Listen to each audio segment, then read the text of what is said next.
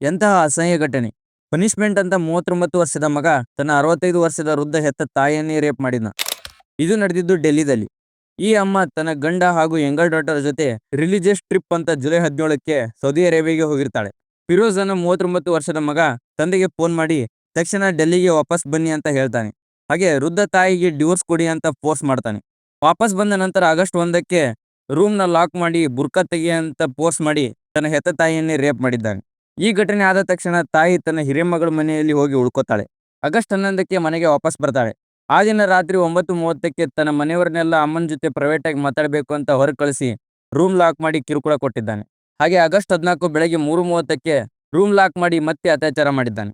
Next day ತಾಯಿ ತನ್ನ ಚಿಕ್ಕ ಮಗಳ ಜೊತೆ ಈ ಕಿರುಕುಳ ಹಂಚಿಕೊಂಡಾಗ ಮಗಳು ಎನ್ಕರೇಜ್ ಮಾಡಿ ಹೌಸ್ ಕೂಸಿ ಪೊಲೀಸ್ ಸ್ಟೇಷನ್ಲಿ ಕಂಪ್ಲೇಂಟ್ ಕೊಡಿಸಿದ್ದಾಳೆ.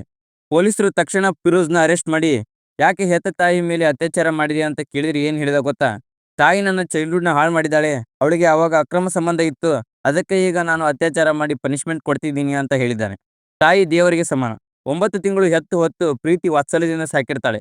ಹೀಗೆ ಅದು ವೃದ್ಧ ಕಾಲದಲ್ಲಿ ಈ ಘಟನೆ ನಡಿಬಾರ್ದಿತ್ತು. ನಿಮ್ಗೇನ್ ಅನ್ಸುತ್ತೆ ಕಮೆಂಟ್ ಮಾಡಿ ತಿಳಿಸಿ.